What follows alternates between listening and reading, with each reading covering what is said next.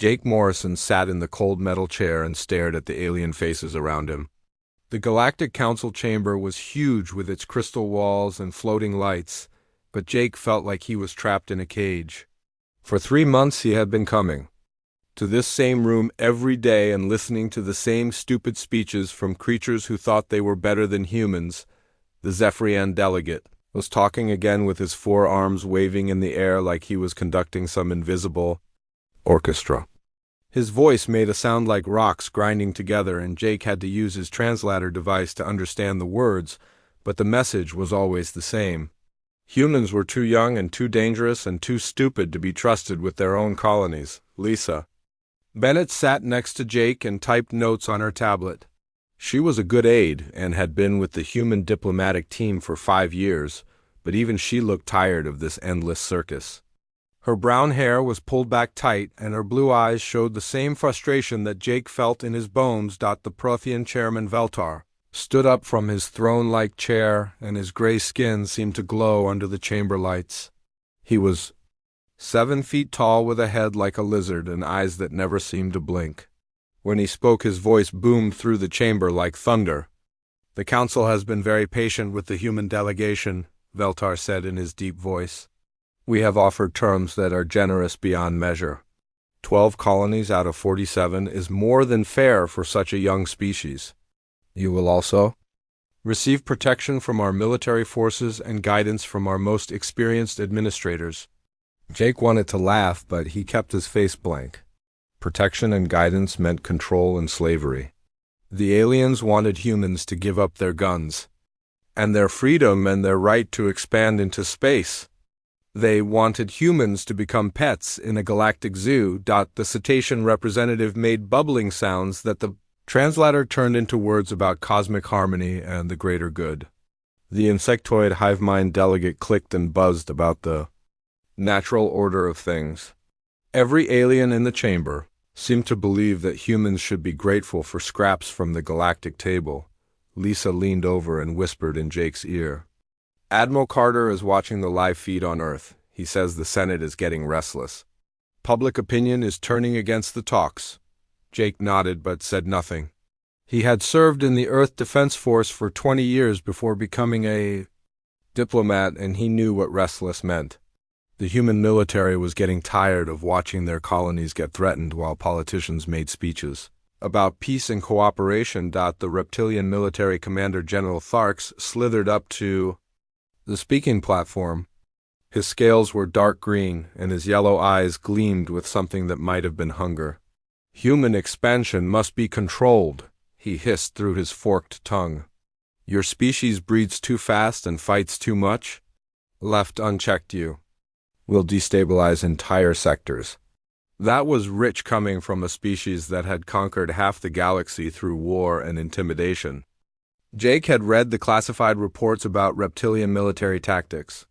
They were brutal and efficient and had crushed dozens of younger species into submission. Now they wanted to do the same thing to humanity. The avian delegate spread her feathered wings and made chirping sounds about the wisdom of elder species. The crystalline entity hummed about mathematical certainties and inevitable outcomes. Every alien voice said the same thing in different ways. Humans were children who needed adult supervision. Jake thought about the human colonies scattered across the galaxy. New Denver with its 3 million settlers who had carved farms out of alien wilderness. Kepler Station with its massive mining operations that fed raw materials to half the galaxy. The research outposts where human scientists made discoveries that even the Council's best minds couldn't understand. All of those places had been built with human sweat and blood and ingenuity. The aliens had contributed nothing except criticism and demands for tribute. Now they wanted to take it all away and replace human governors with alien overseers. "The terms are final," Chairman Veltar announced. "Humanity will accept Council oversight or face the consequences of defiance. We have been patient, but our patience has limits." The chamber fell silent except for the humming of the translator devices. Jake felt something cold settle in his stomach. This was it. The moment when humanity would either bow down or stand up. The moment when they would either accept slavery or choose freedom. He looked at Lisa and saw the same realization in her eyes. There would be no more negotiations and no more compromises. The aliens had made their decision, and now humans would have to make theirs. Jake stood up slowly and felt every alien eye in the chamber turn toward him. His uniform was simple blue fabric compared to the elaborate robes and armor of the council members, but he wore it with pride. He represented not just Earth, but every human who had ever looked up at the stars and dreamed of something better. "Ambassador Morrison," Chairman Valtar said with obvious annoyance, "you have not been given permission to speak. Sit down and await our final decision." Jake looked around the chamber one more time. At the crystal walls that reflected alien light and the floating platforms that defied human physics. At the delegates who thought they owned the galaxy and the guards who stood ready to enforce their will. He thought about Admiral Carter watching from Earth and the senators who had sent him here to make a deal. He thought about the colonists who were counting on him to bring home something they could live with. He thought about the children who would grow up either free or enslaved depending on what happened in this room. Then Jake Morrison did something that no delegate had ever done in 3,000 years of council history. He straightened his jacket and looked Chairman Veltar in the eye and spoke 4 words that would echo across the galaxy. "We're done here. Goodbye." The silence that followed was complete and absolute. Even the translator devices seemed to stop. Humming, Jake turned toward the exit and Lisa fell into step beside him. Behind them, the human delegation stood up as one and followed their ambassador out of the chamber. The aliens sat frozen in their seats as if they couldn't believe what they were seeing. No species had ever walked away from council negotiations. No delegate had ever simply left in the middle of talks. The very concept seemed impossible to minds that had built their entire civilization on endless debate and bureaucratic procedure, but Jake Morrison was already gone in the age of human. Compliance was over. Chairman Veltar stared at the empty human seats and felt something he had never experienced before. Confusion mixed with anger and a strange emotion that might have been fear.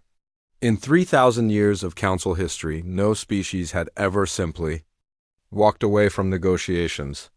The very idea seemed impossible to his ancient mind. The chamber remained silent for long minutes after the humans left. The other delegates sat frozen in their seats as if they were waiting for someone to tell them what to do next. The Zephyrian delegate kept looking at the door where Jake Morrison had disappeared.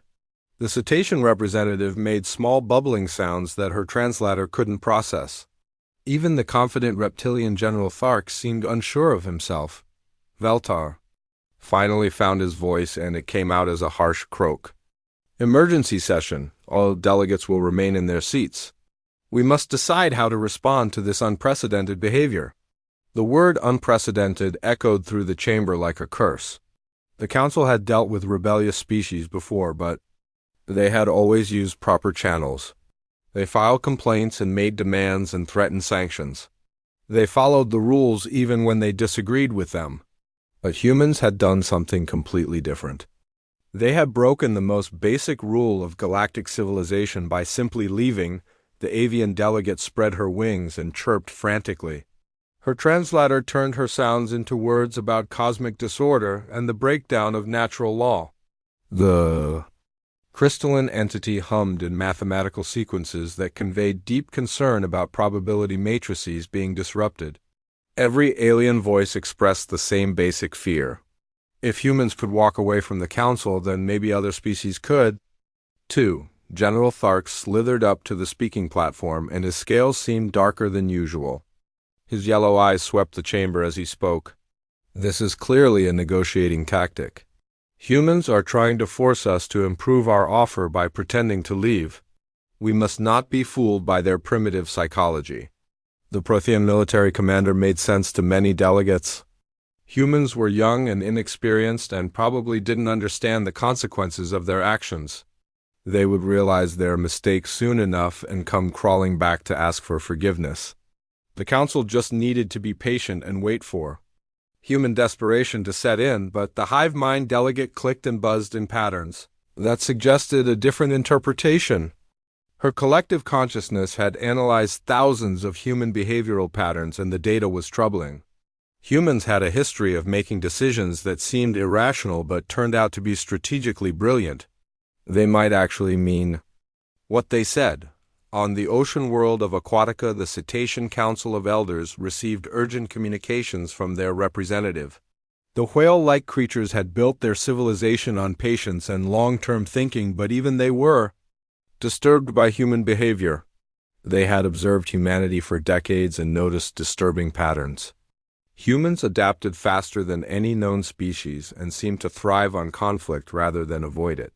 The emergency session lasted for 6 hours and produced nothing but more confusion. Some delegates wanted to send military forces to human colonies to enforce council authority.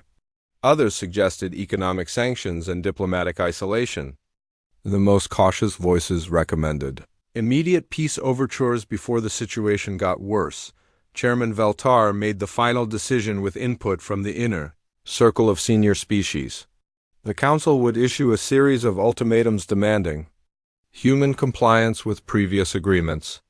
If humanity refused to return to negotiations within 7 standard days, then escalating punishments would begin.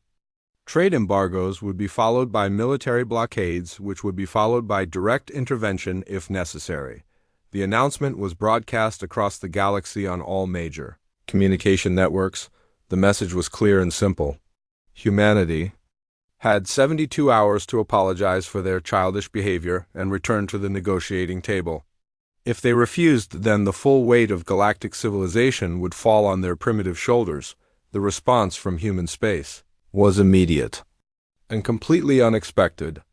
Instead of panic or desperate diplomatic messages, the Council received something that no alien could understand: laughter. Human colonies across the galaxy responded to Council threats with amusement rather than fear. On New Denver, Governor Amy Rodriguez read the Council ultimatum to a packed assembly hall. The 3 million colonists who had carved farms and cities out of alien wilderness listened to the threats about trade embargoes and military intervention. Then they did something that confused every alien observer.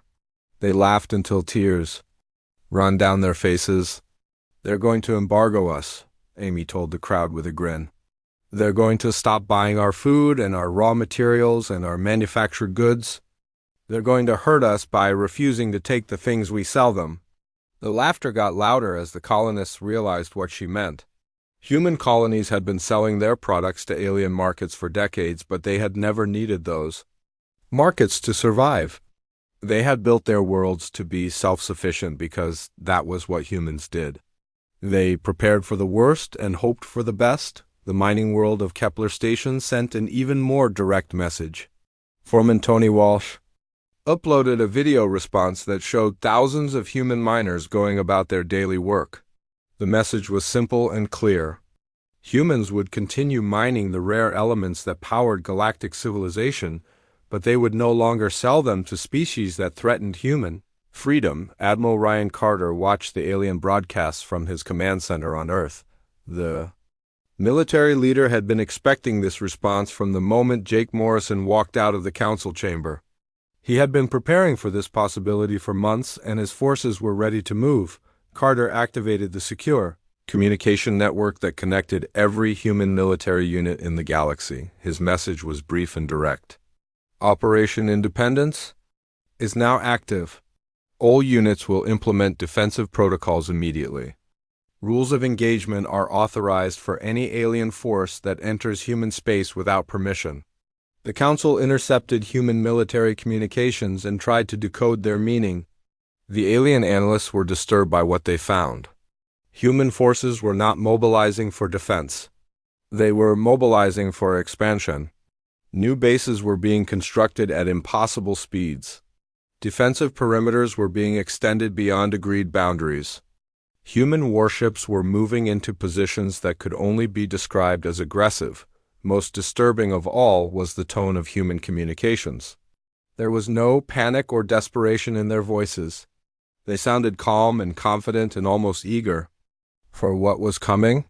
It was as if they had been waiting for this moment and were finally free to do what they had always wanted to do. The Council realized they had made a terrible mistake, but it was already too late to fix it. Admiral Ryan Carter stood in the command center deep beneath the Rocky Mountains and watched displays that showed human activity across the galaxy. The screens glowed with data from 47 colonies and hundreds of smaller outposts. Every single location was reporting the same thing. Humans were moving faster than they had ever moved before. The difference was startling to anyone who understood military logistics. For decades, human forces had operated under strict diplomatic guidelines that limited their actions and slowed their responses. Every major decision had to be approved by committees and reviewed by politicians and checked against treaty obligations. Now those restrictions were gone and humanity was showing what it could really do. Colonel Diana Price coordinated the evacuation of non-essential personnel from contested border zones. Her transport ships moved between human colonies and picked up families and civilian workers who might be in danger when the shooting started. But the evacuation was not going as planned because most colonists refused to leave on the agricultural world of New Texas. The farmers told Diana's evacuation teams to go home. Ranch owner Pete Jackson spoke for thousands of settlers when he said they would rather die fighting than abandon the land they had worked so hard to build. His wife Karen stood beside him with a rifle in her hands and the same determination in her eyes. "We didn't come this far to run away from alien bullies," Karen told the evacuation team. "This is our home and we're staying to defend it." The mining colony of Kepler Station sent an even stronger message. Foreman Tony Walsh organized civilian militias with the same efficiency he used to run mining operations. Within hours of the Council's ultimatum, every human settlement had armed defenders and prepared positions. The miners might not be professional soldiers, but they knew how to work under pressure and follow orders. Dr. Helen Brooks worked in the secret research facility on Luna, where humanity's most advanced weapons were developed and tested. For 20 years, she had been creating technologies that could revolutionize warfare, but diplomatic agreements had prevented their deployment.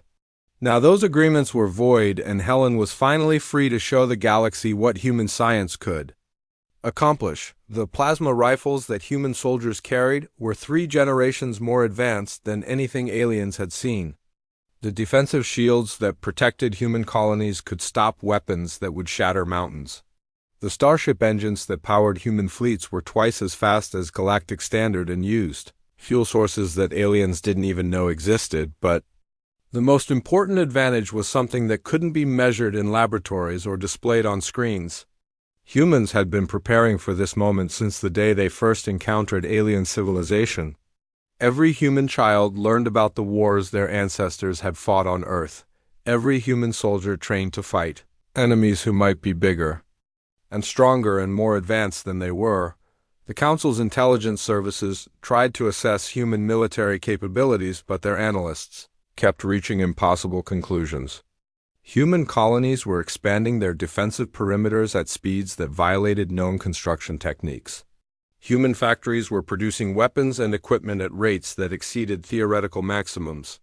Human soldiers were displaying coordination and efficiency that suggested some kind of hive mind connection. General Tharks reviewed the reports from his military intelligence division, and his reptilian features showed growing concern. The reptilian hegemony had conquered dozens of species through superior technology and overwhelming force.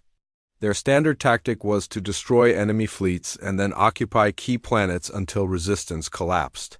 But humans seemed to be preparing for a completely different kind of war. Human colonies weren't just building defensive positions. They were constructing massive underground complexes that could house entire populations for years. They were stockpiling food and equipment and medical supplies as if they expected the conflict to last for decades. Most disturbing of all, they were building weapons that seemed designed to destroy entire solar systems rather than just military targets. The avian delegate received encrypted reports from her species' spy networks throughout human space. The bird-like creatures had developed sophisticated surveillance techniques over thousands of years, but human colonies were proving impossible to monitor effectively.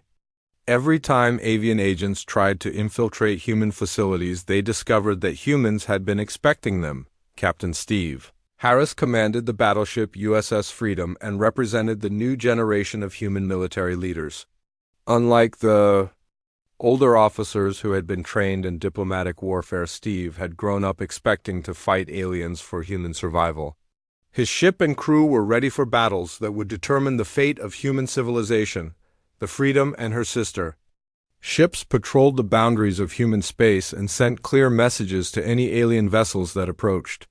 The communications were polite but firm. Human space was now closed to foreign traffic and any attempts to enter without permission would be considered acts of war. The Council's diplomatic corps tried to establish communication with human leadership but discovered that humanity's command structure had fundamentally changed. The politicians and diplomats who had negotiated with aliens for decades were no longer making decisions. Military commanders like Admiral Carter were now in charge, and they had no interest in talking. President Claire Davis addressed the human population from the White House in Washington. Her speech was broadcast to every human colony and transmitted to alien governments throughout the galaxy. The words were simple, but their implications were terrifying to anyone who understood human psychology. For 50 years we have tried to find our place in galactic civilization through peaceful means, Claire said in her calm voice. We have compromised and negotiated and accepted limitations on our growth and our freedom. We have been patient and reasonable and hopeful that other species would eventually accept us as equals. The president paused and looked directly into the camera. Her blue eyes showed the same determination that had driven humans to spread across the galaxy despite every obstacle they faced. That patience has ended, Claire continued. We will no longer ask permission to expand our colonies or develop our technology or defend our interests. We will no longer accept alien oversight of human affairs or alien limitations on human potential. We tried diplomacy and it failed. Now we will try something else. The speech ended with words that sent chills through every alien intelligence agency in the galaxy. To our galactic neighbors I say this. Leave us alone and we will leave you alone. Threaten us and discover why humans have survived every challenge our species has ever faced. The choice is yours, but you will not get another chance to make it. The Council realized that humanity had been holding back for decades, and now they were about to see what humans could really do when they stopped trying to be polite. 3 weeks had passed since Jake Morrison walked out of the Council chamber, and Chairman Veltar was beginning to understand that humanity would not be coming back. The empty seats in the negotiating room seemed to mock him every time he looked at them. No amount of threats or ultimatums had brought the humans back to the table, and their colonies continued to expand. As if the Council didn't exist, the emergency sessions had turned into shouting matches between species that couldn't agree on anything except their growing fear of human independence.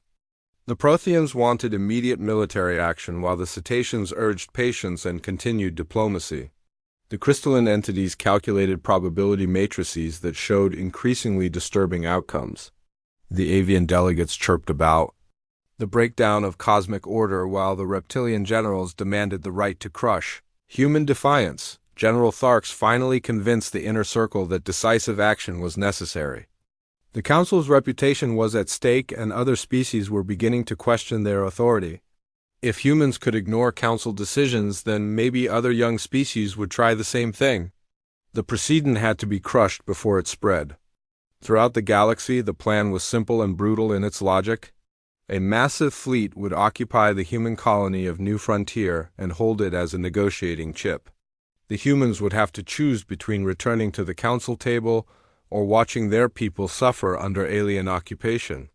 It was the same tactic that had worked against dozens of rebellious species over the centuries, 500 warships, from 12 different species assembled at the edge of human space. The fleet represented the largest military force the Council had deployed in over a century.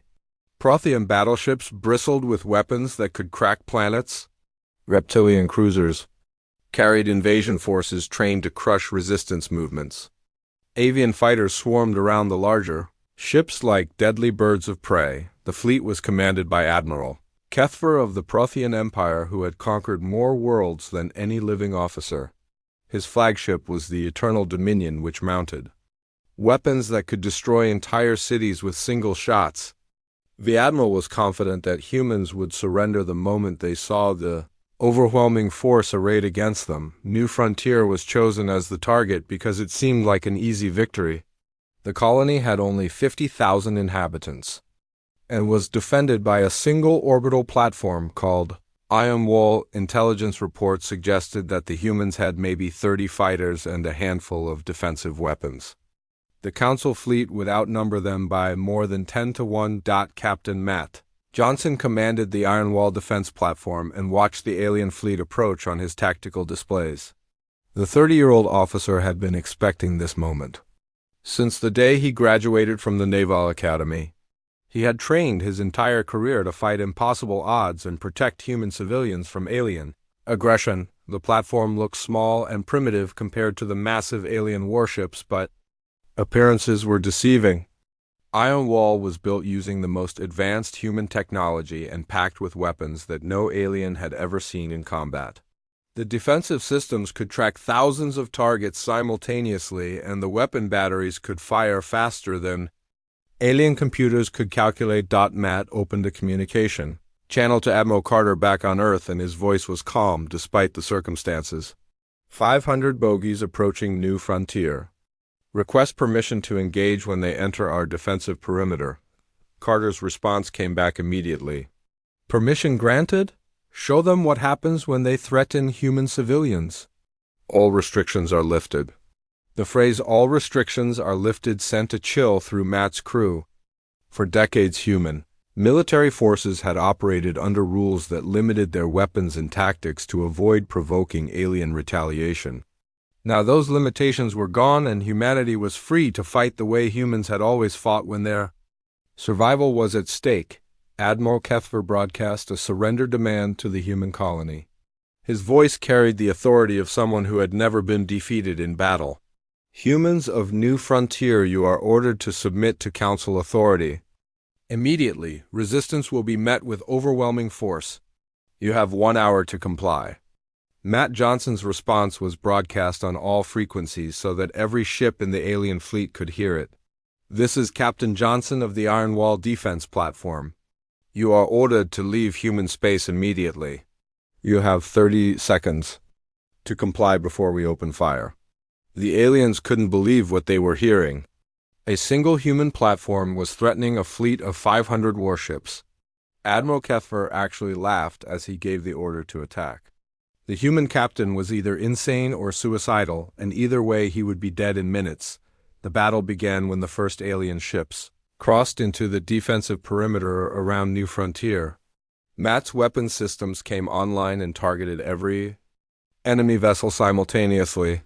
The Iron Wall platform suddenly bristled with weapon ports that hadn't been visible before. Plasma cannons and particle beams and missile launchers that existed only in theoretical designs opened fire with devastating effect. The alien fleet discovered that human weapons were generations ahead of anything they had encountered. Prothean shields that could stop asteroid impacts collapsed under the first human volley. Reptilian armor that had never been penetrated cracked like eggshells. Avian fighters that relied on speed and maneuverability found themselves tracked and destroyed by targeting systems that predicted their movements. Admiral Kethver watched his fleet die around him and couldn't understand what was happening. The humans weren't just winning the battle, they were slaughtering his forces with casual efficiency. Ships that had conquered entire star systems were being destroyed by weapons that seemed to ignore the laws of physics. The Eternal Dominion lasted longer than most ships because of its massive size and heavy armor, but even the flagship couldn't survive the human onslaught. Matt Johnson personally targeted the Prothean battleship and watched it break apart under concentrated fire. Admiral Kethver died without ever understanding how badly he had underestimated human military technology. The battle lasted exactly 47 minutes and ended with the complete destruction of the Council fleet. Not a single alien ship escaped to report what had happened. The humans broadcast the entire engagement across the galaxy so that every species could see what happened when they threatened human civilians. The message was clear and terrifying. Humanity had been showing restraint for decades, and now they were free to demonstrate their true capabilities. The age of human diplomacy was over, and the age of human warfare had begun.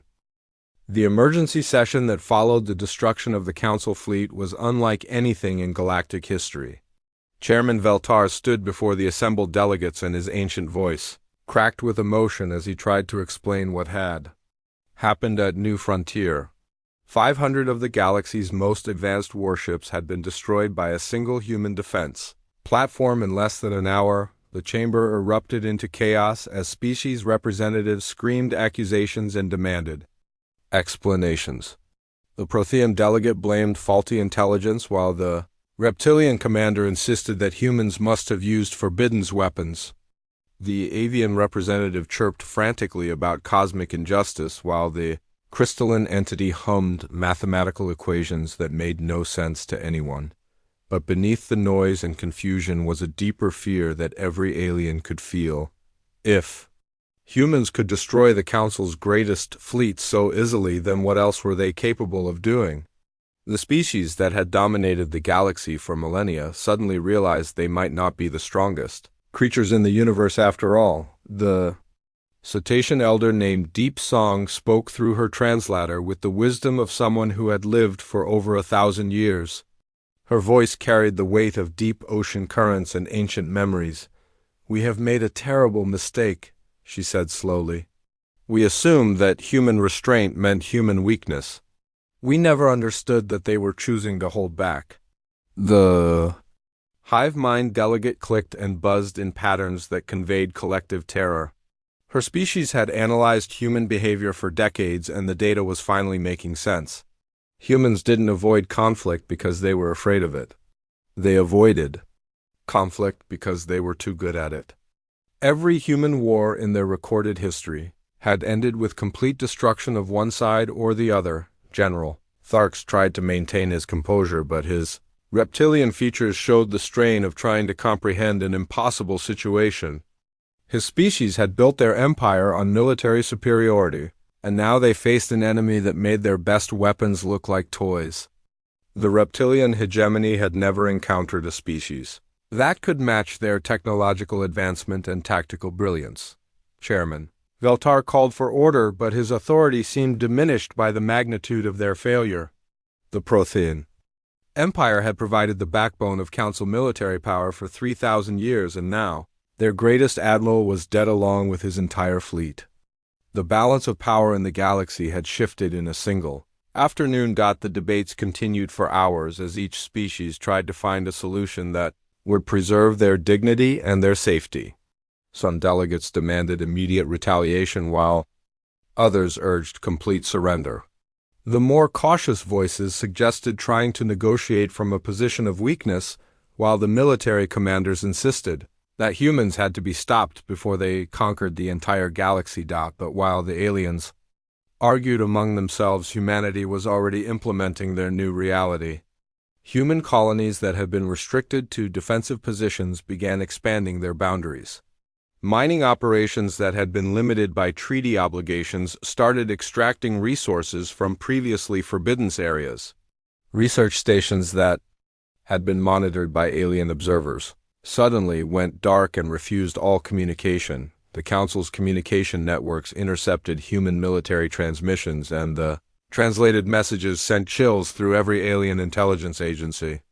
Human commanders weren't talking about defense anymore. They were discussing expansion schedules and resource allocation and target priorities.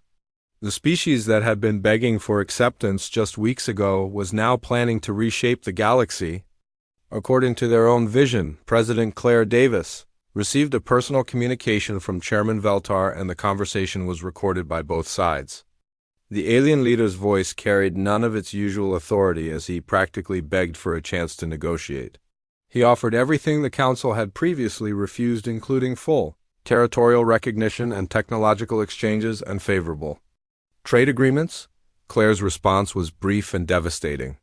"You had your chance to treat us as equals. You chose to treat us as children who needed supervision. Now you get to see what happens when the children grow up and stop asking for permission." The call ended with Veltar's desperate pleas echoing through empty space. The human president had no interest in negotiating with creatures who had threatened her people and insulted her species. The time for talking was over, and the time for action had begun. Human fleets began moving through space with a confidence that terrified alien observers. The warships that had been hidden in remote systems suddenly appeared throughout the galaxy. They didn't attack alien colonies or threaten alien shipping, but their presence sent a clear message. Humanity was no longer asking permission to exist in the galaxy. The most disturbing development was how quickly humans adapted to their new freedom.